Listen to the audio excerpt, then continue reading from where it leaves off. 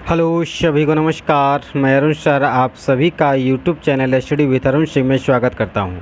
मित्रों, आज बहुत ही महत्वपूर्ण प्रश्नों की श्रृंखला लेकर आया हूं, जो कि आप सीटेट में जानते हैं 30 प्रश्न मैथ के पूछे जाते हैं। तो सीटेट में आने वाले 30 प्रश्नों में से जो 15 प्रश्न साइको से संबंधित पूछे जाते हैं, उन 15 प्रश्नों की श्रृंखला लेकर के आया हूं, जो बहुत ही महत्वपूर्ण है। तो इसलिए जो हमारे नए बंधु हैं वह लगातार पूरे वीडियो को पूरा देखें, ताकि आपको लाभ प्राप्त हो सके। और वीडियो देखने के बाद उम्मीद है आपको यह वीडियो बहुत पसंद आएगा। तो वीडियो देखने के बाद आप YouTube channel study with Arun Singh को सब्सक्राइब अवश्य कर लें, क्योंकि यहाँ पर लगातार आपके प्रैक्टिस सेट चल रहे हैं, ताकि आप उन सभी प्रैक्टिस सेटों का लाभ प्राप्त कर सकें और पेपरों में अच्छे नंबर स्कोर कर पाएँ। तो आप चैनल को सब्सक्राइब अवश्य करें। सभी लोग फटाफट शेयर कर दीजिएगा, ताकि एक साथ सभी लोग जुड़ सकें और जल्द से जल्द यह सीरीज स्टार्ट की जा सके। जैसा कि मित्रों, इसके पहले भी लाइव क्लास के माध्यम से हम आपको बता चुके हैं कि यहाँ पर जो सीटेट में 30 प्रश्न पूछे जाते हैं गणित से, तो उन 30 प्रश्नों में 15 प्रश्न आपके प्रारंभिक गणित से पूछे जाते हैं और 15 प्रश्न जो होते हैं वह पेडागॉजी से संबंधित पूछे जाते हैं, अर्थात साइको से संबंधित पूछे जाते हैं। तो जो साइको से संबंधित प्रश्न पूछे जाते हैं 15 प्रश्नों की श्रृंखला को लेकर के हम आए हैं। तो लगातार आप सभी लोग शेयर कर दीजिएगा फटाफट, ताकि एक साथ सभी लोग जुड़ सकें और इस श्रृंखला में शामिल हो सकें, ताकि सभी को अधिक से अधिक लाभ प्राप्त हो सके और आप सभी लोग परीक्षा में अच्छे नंबर स्कोर कर पाएँ। फटाफट शेयर कर दीजिएगा मित्रों, फटाफट शेयर करिएगा, ताकि एक साथ सभी लोग जुड़ पाएँ। तो आइए शुरू करते हैं मित्रों। जैसे कि मैं इससे पहले भी चर्चा कर चुका हूं कि जो भी आपके 15 नंबर प्रश्न जो साइको के गणित में पूछे जाते हैं, वह आपके समझ पर आधारित पूछे जाते हैं। आपको इन प्रश्नों से पूछने का उद्देश्य मात्र यह है कि आप बच्चों के प्रति किस प्रकार की भावना रखते हैं, आपका व्यवहार कैसा होगा, आपकी कैसी सोच है, आप बच्चों को किस प्रकार से मोटिवेट करेंगे ताकि वह शिक्षित अर्थात शिक्षा की ओर बढ़ें और शिक्षित हो सकें, एक शिक्षित समाज का निर्माण हो सके। इन सभी बातों को ध्यान में रखते हुए यह शिक्षक पात्रता से संबंधित परीक्षाएं करवाई जाती हैं। सभी लोग फटाफट शेयर कर दीजिएगा मित्रों, ताकि फटाक से सभी लोग जुड़ जाएं। जी, तो आइए शुरू करते हैं इस श्रृंखला में आप देख रहे हैं प्रथम क्वेश्चन है आपका कि प्राथमिक स्तर पर शिक्षार्थियों को माप का संदर्भ पढ़ाने के लिए, अर्थात मापन से संबंधित आपको पढ़ाना है, तो उसे पढ़ाने के लिए निम्न में से कौन सा कथन सत्य है। फर्स्ट ऑप्शन है अप्रामाणिक मापों का उपयोग प्रामाणिक मापों के बाद करना चाहिए। सेकंड ऑप्शन है प्रामाणिक मापों का उपयोग अप्रामाणिक मापों के बाद करना चाहिए। और आपका सी नंबर ऑप्शन है थर्ड, केवल अप्रामाणिक मापों का उपयोग करना चाहिए। और ऑप्शन फोर्थ है अप्रामाणिक मापों का उपयोग नहीं करना चाहिए। दीजिए फटाफट आंसर दीजिए। तो मित्रों, इस प्रश्न को पढ़ने से पहले आपको यह ज्ञात होना चाहिए कि प्रामाणिक और अप्रामाणिक माप क्या होते हैं। प्रामाणिक माप वे होते हैं जिनका मापन निश्चित प्रमाण के आधार पर किया जाता है, जैसे सेंटीमीटर, मीटर, ग्राम, किलोग्राम इत्यादि, जिनके मापांक पहले से बने हुए हैं, जो निश्चित हैं। जबकि अप्रामाणिक माप वो होती हैं जो अनुमान के आधार पर की जाती हैं, उन्हें अप्रामाणिक माप कहते हैं, जो व्यवहारिक रूप से की जाती हैं।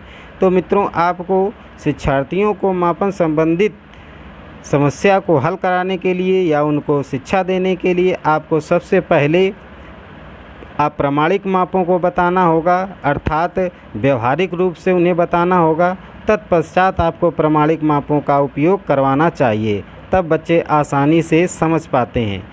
तो आपका ऑप्शन नंबर यहाँ पर जो बी है, वह option number B is the right answer. यहाँ पे ऑप्शन नंबर बी सही है, क्योंकि प्रामाणिक मापों का उपयोग अप्रामाणिक मापों के बाद करना चाहिए। अर्थात पहले उन्हें उदाहरण देकर समझाना चाहिए, उसके बाद प्रमाणिक मापों का उपयोग करना चाहिए, यानी कंपेयर करके उन्हें पढ़ाना चाहिए। नेक्स्ट आपका ऑप्शन नंबर प्रश्न नंबर आपका सेकंड आप देख रहे हैं। सेकंड प्रश्न है आपका वास्तविक ज़िंदगी से गणित का संबंध बनाने के लिए, अर्थात रियल लाइफ में जो गणित का संबंध है वह क्या है, उसको समझाने के लिए अंतर विषयों को विकसित करने के लिए निम्नलिखित में से किन मूल्यांकन योजनाओं का उपयोग करना चाहिए। आपका फर्स्ट ऑप्शन है क्षेत्रीय भ्रमण, मौखिक परीक्षा, ड्रिल कार्यपत्रक। ऑप्शन बी है आपका सर्वेक्षण, परियोजना, जांच सूची।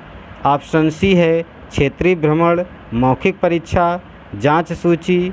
ऑप्शन नंबर आपका डी है क्षेत्रीय भ्रमण, सर्वेक्षण, परियोजना। फटाफट आंसर दीजिएगा, फटाफट आंसर दीजिएगा मित्रों। विवेक जी का राइट आंसर आ रहा है, सैपाली जी का राइट आंसर है, दीप जी का राइट आंसर, सौरभ जी का राइट आंसर आ रहा है। लगातार मित्रों आंसर देते रहिएगा अपने। तो आपको ज्ञात होगा पहले क्षेत्रीय भ्रमण कराना चाहिए, अर्थात बच्चों को पहले भ्रमण पर ले जाना चाहिए। अब जब भ्रमण पर बच्चे जाएंगे तो वहाँ पर सर्वे होगा, अर्थात सर्वेक्षण होगा। सर्वेक्षण होने के बाद फिर उस सर्वेक्षण की, उस भ्रमण की आपकी परियोजना बनाएंगे। तो आपका इस आधार पर ऑप्शन नंबर डी जो है वह ऑप्शन नंबर राइट है।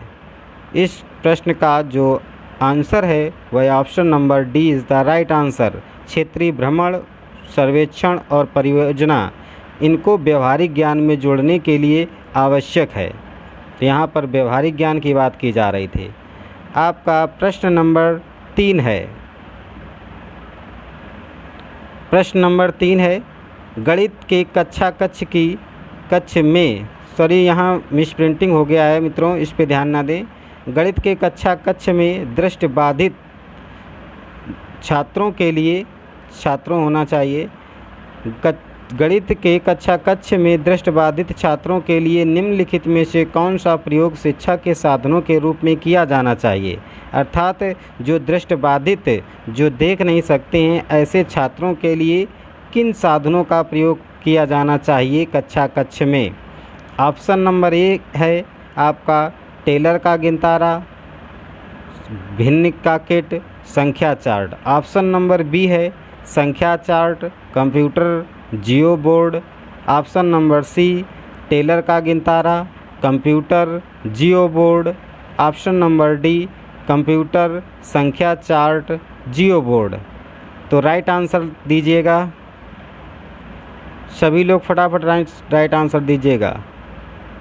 विवेक ji right answer, Deepa ji right answer,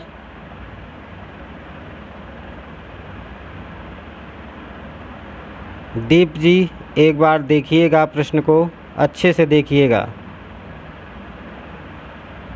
तो यहाँ पर जो ऑप्शन नंबर है वह इस प्रश्न का जो उत्तर है वह option number C is the right answer. बच्चों को, दृष्टिबाधित बच्चों को समझाने के लिए आपको सबसे पहले टेलर का गिनतारा, कंप्यूटर और जियो बोर्ड, ये जो 3 साधन है ये दृष्टिबाधित छात्रों के लिए विशेष तौर पर प्रयोग किए जाते हैं। नेक्स्ट प्रश्न है आपका 4th नंबर। नेक्स्ट प्रश्न आपका 4th नंबर है, इसको ध्यान से देखें और आंसर दीजिएगा। राष्ट्रीय पाठचर्या की रूपरेखा एनसीएफ 2005, एनसीएफ और आरटी इनको पढ़ना अति आवश्यक है। राष्ट्रीय पाठचर्या की रूपरेखा एनसीएफ 2005 के अनुसार प्राथमिक स्तर पर गणित शिक्षण का उद्देश्य निम्नलिखित में से कौन सा सही नहीं है। यहाँ पर ध्यान दीजिएगा, सही नहीं है, नहीं शब्द का प्रयोग किया जा रहा है। फटाफट आंसर दीजिएगा मित्रों, फटाफट आंसर दीजिएगा। फर्स्ट ऑप्शन है आपका गणित में उच्चतर और अमूर्त पढ़ाई की तैयारी कराना। सेकंड ऑप्शन है गणित को बच्चों की ज़िंदगी के अनुभवों का भाग बनाना। ऑप्शन नंबर थर्ड है सी, समस्या समाधान और समस्या प्रस्तुत करने के कौशलों को प्रोत्साहित करना। ऑप्शन डी है तर्क संगत विचारों को प्रोत्साहित करना। फटाफट आंसर दीजिएगा मित्रों।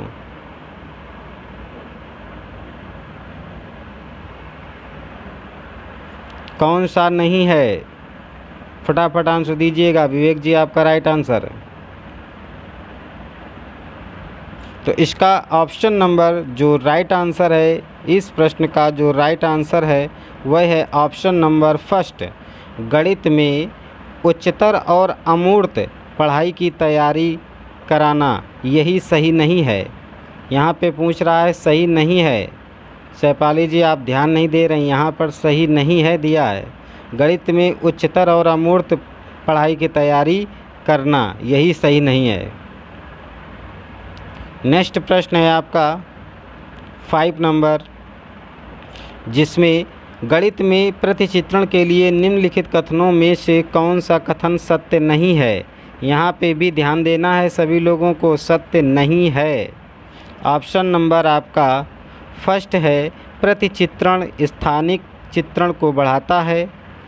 ऑप्शन नंबर बी, प्रतिचित्रण आनुपातिक विवेचन को प्रोत्साहित करता है। ऑप्शन नंबर सी, प्रतिचित्रण गणित पाठ्यक्रम का भाग नहीं है। ऑप्शन नंबर डी, प्रतिचित्रण का गणित के कई विषयों में समाकलन किया जाता है। फटाफट आंसर दीजिएगा मित्रों, फटाफट आंसर दीजिएगा। सही नहीं है। ऑप्शन नंबर इसका राइट आंसर जो है वह option number C is the right answer. जो सी विकल्प है यह सत्य नहीं है। प्रतिचित्रण गणित पाठ्यक्रम का भाग नहीं है लिखा है, जबकि ऐसा नहीं है, भाग होता है, क्योंकि चित्रण के माध्यम से ही गणित में बहुत से ऐसे पाठ हैं जो चित्रों के माध्यम से ही समझाए जाते हैं। नेक्स्ट आपका प्रश्न है गलती, खेल और पहेलियाँ। गलती, खेल और पहेलियाँ मदद करते हैं, यानी बच्चों की त्रुटियाँ और उनको जो सुनाई जाने वाली कविताएं या पहेलियां होती हैं वह मदद करती हैं। ऑप्शन नंबर ए, गणित के प्रति सकारात्मक अभिवृत्ति को विकसित करने में। ऑप्शन नंबर बी, गणित और प्रतिदिन के विचारों में संबंध स्थापित करने में। ऑप्शन नंबर सी, गणित को आनंददायक बनाने में। ऑप्शन नंबर डी, समस्या के कौशलों को प्रोत्साहित करने में। उपरोक्त में से सही विकल्प का चयन कीजिएगा। फर्स्ट नंबर ऑप्शन है आपका ए, बी, सी तीनों सही हैं, या option number second A, B, C, D चारों सही हैं, या ऑप्शन नंबर थर्ड ए व बी, या ऑप्शन नंबर फोर्थ ए व डी। चयन करिएगा सभी लोग, फटाफट फटाफट चयन करिएगा।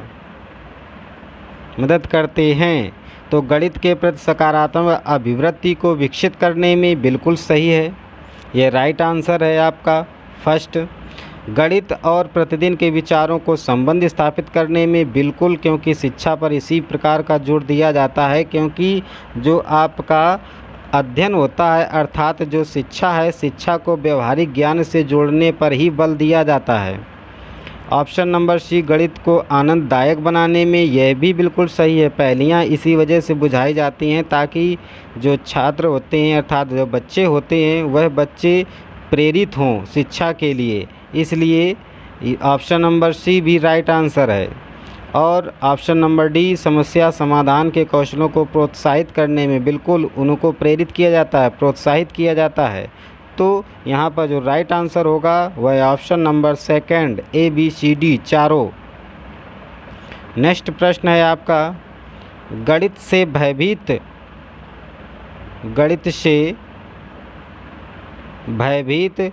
होने और उसमें असफल होने के लिए निम्नलिखित में से एक कारण नहीं माना जाता है।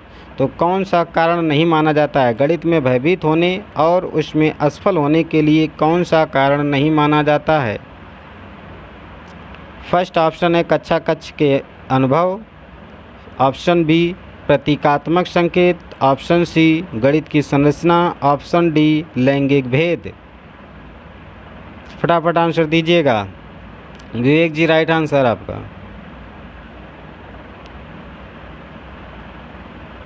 दिव्या जी, आप प्रश्न को दोबारा पढ़िएगा, फटाफट आंसर दीजिएगा। तो इसका मित्रों कक्षा कक्ष के अनुभव बिल्कुल असफल होने का कारण माना जा सकता है, क्योंकि कक्षा कक्ष में अनुभव किस प्रकार का है यह भी मायने रखता है।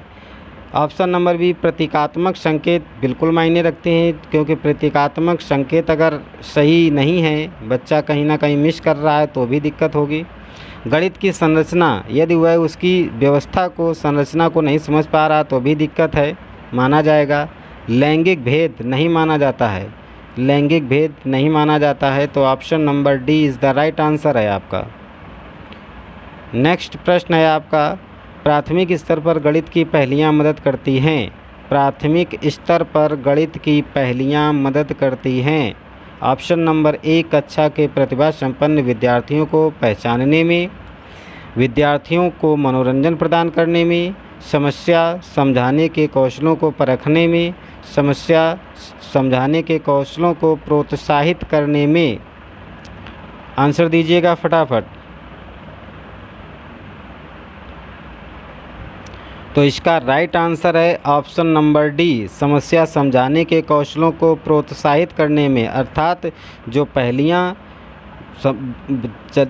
चलाई जाती हैं, अर्थात पहेलियाँ जो बुझाई जाती हैं, जो बच्चों से शेयर की जाती हैं, वह समस्या के समझाने के कौशलों को यानी उनको प्रोत्साहित करने में, प्रेरणा देने का काम करती हैं। तो option number D is the right answer. Next प्रश्न को ध्यान से पढ़िएगा। प्रश्न नंबर 9 है, कक्षा 2 के शिक्षक ने जोड़ अर्थात योग के निम्नलिखित शाब्दिक प्रश्नों को विद्यार्थियों को हल करने हेतु दिया। एक कक्षा 2 के शिक्षक ने विद्यार्थियों को एक प्रश्न दिया है हल करने के लिए। वह प्रश्न क्या है? वह प्रश्न है, एक टोकरी में 5 सेब हैं एवं उसमें 7 सेब और डाल दिए गए, अब टोकरी में कितने सेब हैं? इस प्रकार का शाब्दिक प्रश्न निम्नलिखित में से किस मॉडल श्रेणी से संबंधित है? तो मित्रों यहाँ पर योग का है, जोड़ का यह प्रश्न है, लेकिन 5 सेब टोकरी में हैं और 7 सेब और डाले जाते हैं। तो इसका ऑप्शन भी देखिएगा। इसके ऑप्शन हैं, ऑप्शन नंबर फर्स्ट संवर्धन, ऑप्शन नंबर सेकंड पृथक्करण, ऑप्शन नंबर सी योग की पुनरावृत्ति, ऑप्शन नंबर डी समुच्चयन। तो मित्रों यहाँ पर समुच्चयन होगा, समुच्चयन। Option number D is the right answer, क्योंकि पहले 5 सेब डाले जाते हैं, उसके बाद फिर 7 सेब डाले जाते हैं, यानी सेबों की संख्या अलग अलग है। अलग अलग संख्याओं का जब योग होता है तो वहाँ पर समुच्चयन प्रक्रम होता है। लेकिन यदि संख्या समान होती है और बारी बारी से वही आती है, तब योग की पुनरावृत्ति होती है। यहाँ पर योग की पुनरावृत्ति जो लोग आंसर दे रहे हैं वह उनका रॉन्ग आंसर है। ऑप्शन नंबर 4 अर्थात D is the right answer होगा यहाँ पर। नेक्स्ट प्रश्न है, निम्नलिखित में से कौन सा कथन सही है? तो फर्स्ट ऑप्शन है, कक्षा 9 के बाद शून्य का परिचय दिया जाना चाहिए। ऑप्शन नंबर बी है,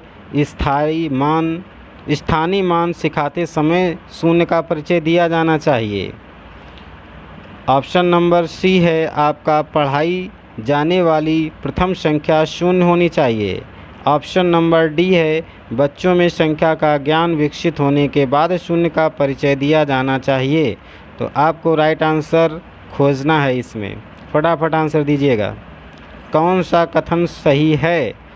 संख्या 9 के बाद शून्य का परिचय दिया जाना चाहिए, अर्थात संख्याएं जो कुल 9 होती हैं, 1 2 3 4 5 6 7 8 9 और 0, तो यहाँ पर 1 से 9 को समझाने के बाद में शून्य का परिचय दिया जाना चाहिए।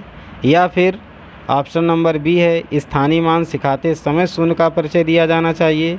या फिर ऑप्शन नंबर सी, पढ़ाई जाने वाली प्रथम संख्या यानी सबसे पहले शून्य का परिचय दिया जाना चाहिए। या फिर ऑप्शन नंबर डी, बच्चों में संख्या का ज्ञान विकसित होने के बाद शून्य का परिचय दिया जाना चाहिए।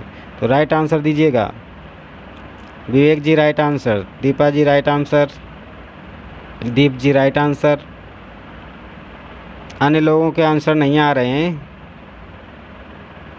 ध्यान से देखिएगा। तो यहाँ पर ऑप्शन नंबर आपका 4th is the right answer. बच्चों में संख्या का ज्ञान पहले करवाना चाहिए। जब बच्चे संख्या के बारे में जानेंगे उसके बाद उनको शून्य का परिचय करवाएंगे कि संख्या के पहले शून्य लिखने से क्या प्रभाव पड़ता है और संख्या के बाद में शून्य लिखने से क्या प्रभाव पड़ता है, तो उसी के आधार पर उन्हें शून्य का परिचय देना चाहिए। नेक्स्ट प्रश्न नंबर आपका 11 है। प्राथमिक स्तर पर गणित की पाठ्य पुस्तकों की सबसे अधिक महत्वपूर्ण विशेषता निम्नलिखित में से कौन सी है? आंसर दीजिएगा। ऑप्शन नंबर फर्स्ट है संकल्पनाओं का उच्चतर कक्षाओं में संबंध जोड़ा जाना चाहिए। ऑप्शन नंबर बी है संकल्पनाओं को जटिलता से सरल रूप में प्रदर्शित किया जाना चाहिए। ऑप्शन नंबर सी है सफलता को पूर्णतया श्रेणीबद्धता में प्रस्तुत किया जाना चाहिए। ऑप्शन नंबर डी है सफलता में मूर्त से अमूर्त रूप में प्रस्तुत किया जाना चाहिए। फटाफट आंसर दीजिएगा मित्रों, फटाफट आंसर दीजिएगा। जी बिल्कुल बताइए। ऑप्शन नंबर आपका D is the right answer. Option number D is the right answer. संकल्पना को मूर्त से अमूर्त रूप में प्रस्तुत किया जाना चाहिए, अर्थात पहले उन वस्तुओं के बारे में बताना चाहिए जो उन्हें स्पष्ट रूप से सामने, अर्थात जो बच्चे जानते हैं उनके बारे में पहले बताना चाहिए, उसके बाद में फिर अमूर्त रूप में उन्हें प्रस्तुत किया जाना चाहिए। तब उनको जोड़ेंगे इस प्रकार तो बच्चे अच्छे से तैयारी कर पाएंगे। नेक्स्ट प्रश्न है आपका, एक संख्या का दशमलव निरूपण समझने के लिए निम्नलिखित में से कौन सी पूर्ण जानकारी का ज्ञान होना चाहिए? एक संख्या का दशमलव निरूपण समझने के लिए निम्नलिखित में से कौन सी पूर्ण जानकारी का ज्ञान होना आवश्यक है? योग का, व्यवकलन का, स्थानीय मान का या फिर गुणा का? फटाफट आंसर दीजिएगा।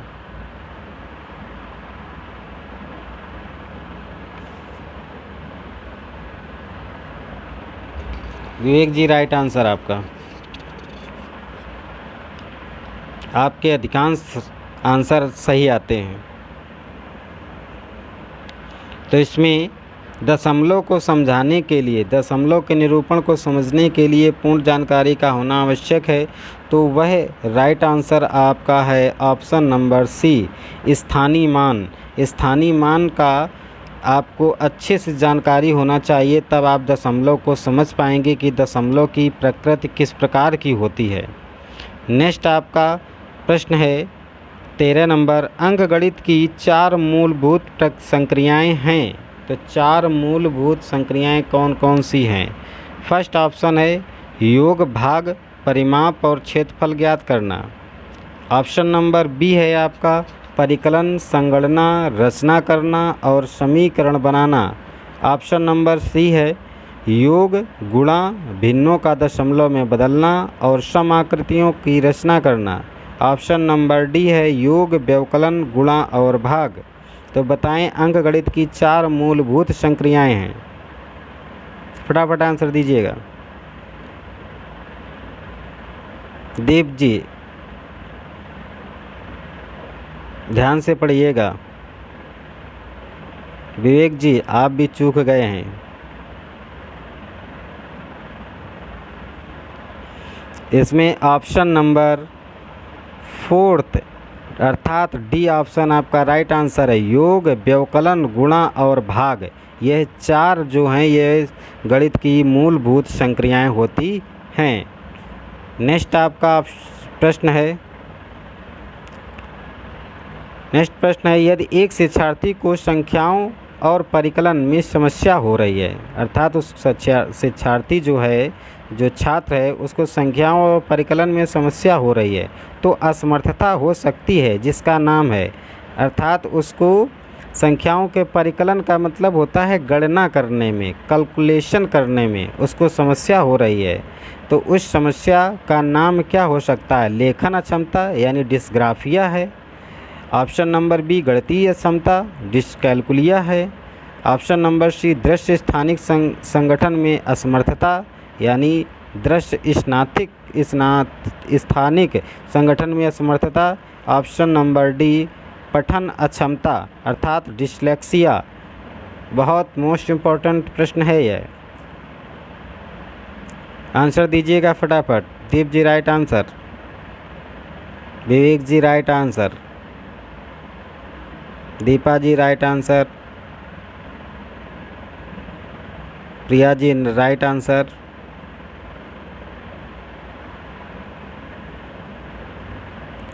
अन्य लोग इतने पीछे क्यों रहते हैं, आंसर दीजिएगा फटाफट।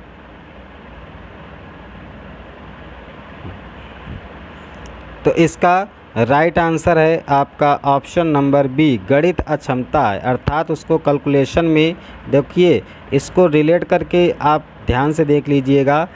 कैलकुलेशन और कैलकुलिया एक ही सिनोनिम्स के हैं दोनों। तो गणितीय क्षमता यानी जब गणना से संबंधित जब समस्या होगी तो वह डिस्कैलकुलिया कहलाती है। तो option number B is the right answer. Next प्रश्न है आपका 15 नंबर, यह है कक्षा 5 में गणित के पीरियड में यह वाद विवाद रखा गया कि शून्य गलत यहाँ पे प्रिंट है। शून्य सबसे अधिक प्रभावशाली संख्या है जो बच्चों को प्रोत्साहित करता है। ऑप्शन नंबर फर्स्ट है आपका ए नंबर विश्लेषण और संप्रेषण में। ऑप्शन नंबर बी वे संख्याएं लिखने में जिनमें शून्य हो। ऑप्शन नंबर सी वे संख्याएं लिखने में जिनमें शून्य ना हो। ऑप्शन नंबर डी मित्रों को सहयोग देने में। फटाफट आंसर दीजिएगा, फटाफट आंसर दीजिएगा मित्रों। विवेक जी राइट आंसर आपका, दीपा जी राइट आंसर, और सभी लोग दीजिएगा। कक्षा 5 वाद विवाद शून्य में अधिक प्रभावशाली संख्या है जो बच्चों को प्रोत्साहित करती हुए संख्याओं को लिखने में शून्य जिसमें शून्य हो, विश्लेषण और संप्रेषण करने में, मित्रों को सहयोग करने में। तो option number A is the right answer. विश्लेषण और संप्रेषण करने में प्रोत्साहित करती हैं। तो विश्लेषण और संप्रेषण यहाँ पर option number A is the right answer. तो इस प्रकार आपने आज देखा कि इन जो साइको से संबंधित प्रश्न थे उन पर आज चर्चा की। इसी प्रकार ये प्रैक्टिस सेट लगातार चलते रहेंगे। उम्मीद है आप सभी को यह प्रैक्टिस सेट पसंद आया होगा। यहाँ पर बहुत ही महत्वपूर्ण प्रश्नों को छांटकर मैंने रखा था, तो इनको बहुत ध्यान से समझें। और मित्रों सीटेट में अधिकांश जो प्रश्न होते हैं आप प्रैक्टिस सेट अच्छे से सॉल्व कर लीजिएगा, क्योंकि जो भी प्रश्न यहाँ पे पूछे जाते हैं अधिकांश प्रश्न रिपीटेड होते हैं, अधिकांश रिपीट हो जाते हैं। तो आप प्रैक्टिस सेट पे विशेष ध्यान दें। तो इस प्रकार उम्मीद है आपको सभी को पसंद आया होगा। तो जितने भी हमारे बंधु चैनल पे नए जुड़े हैं उन सभी बंधुओं से हमारा कहना है कि आप channel study with Arun Singh को सब्सक्राइब अवश्य करें, लाइक करें, शेयर करें। धन्यवाद।